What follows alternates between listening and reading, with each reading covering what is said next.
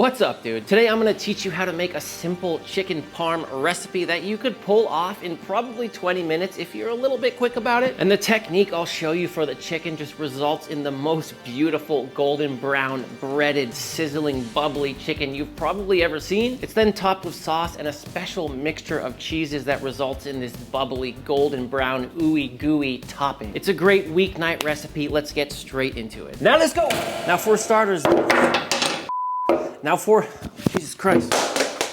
Dump it. Now for starters, the most important part of making a good chicken parm is definitely hammering out the chicken breasts prior to cooking them. Because when everything's the same thickness, it means it cooks evenly, and that's what we want. So start by laying down some parchment paper. You could use a gallon Ziploc as well. And then I'll place in my chicken breast just like so. Another piece of parchment right on top. And we're just gonna start pounding it out, but just make sure you're not hitting it super hard. A ton of light taps will definitely add up.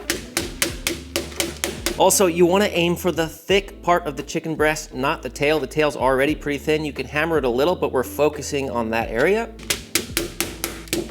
But after about a minute of hammering, I can just flip my whole thing over and keep going.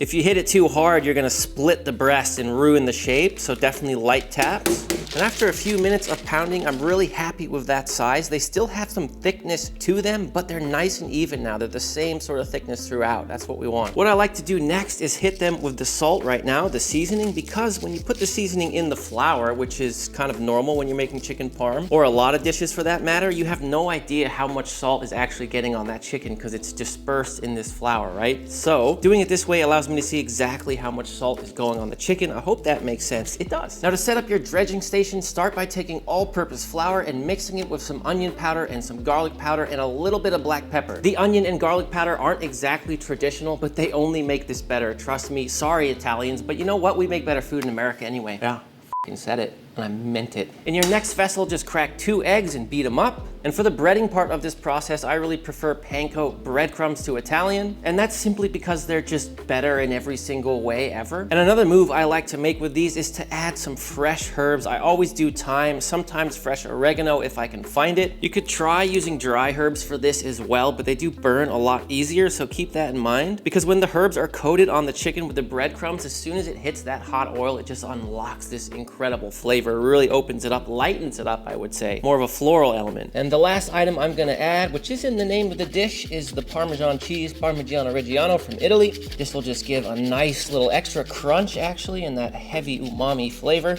It's also adding a little salt into our breadcrumbs. Just not a bad move. Just make sure you give that a really good mix in, and then it is time to finally bread our chicken.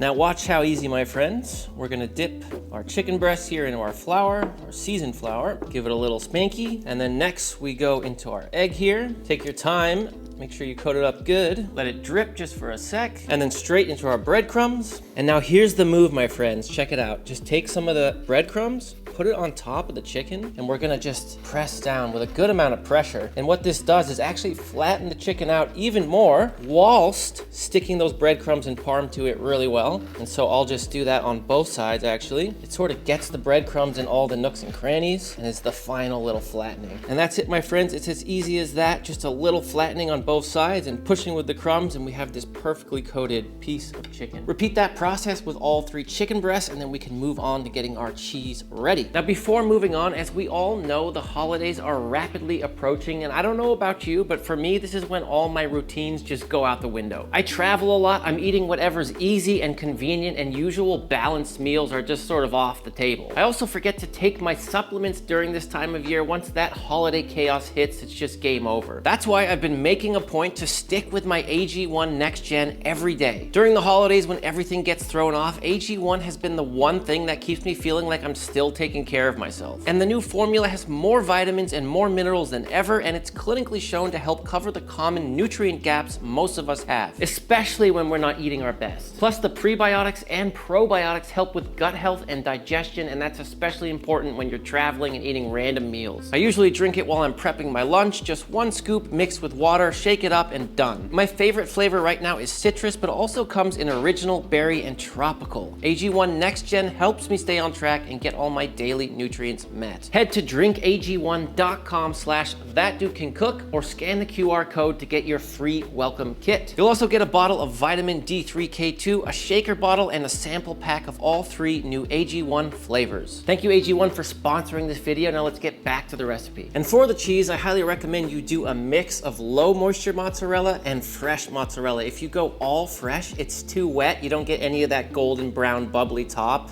that not only tastes great, but also looks amazing. And all you gotta do is grate it up on the standard setting of a box grater here. And I'll do that with both the low moisture mozz and the fresh mozz before combining them and giving it a good mix. Oh, and by the way, if you've been watching our YouTube channel for a while and it's helped you in any way in the kitchen to make your life just a little bit better and you wanna give something back to this channel, then give me all your money.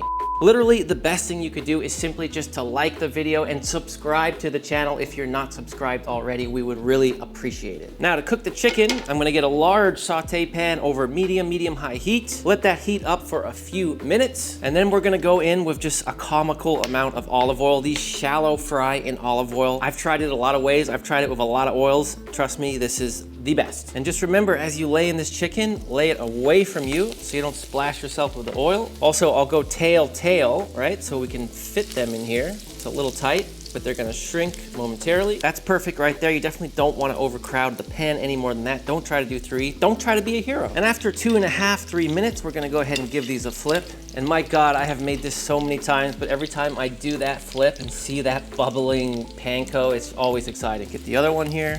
Wow. Oh my gosh. And there we are, my friends. I mean, come on.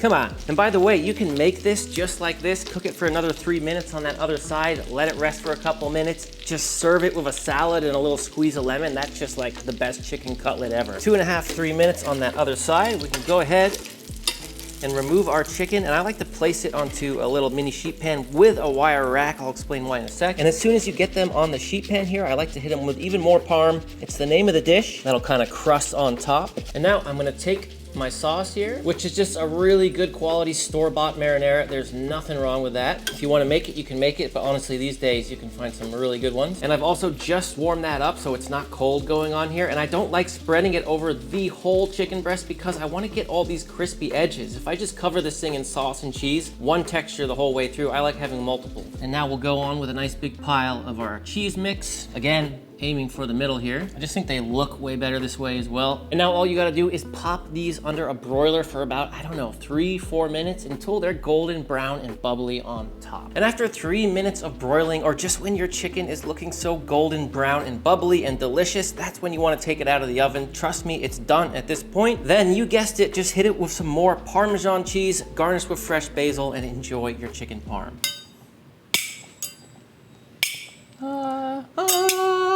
You're down here, I'm up here. What the are you doing down there? All right, Marcus, chicken parm. I'm going tail first. Let's see how tender the tail is. If the tail's tender, the rest definitely is.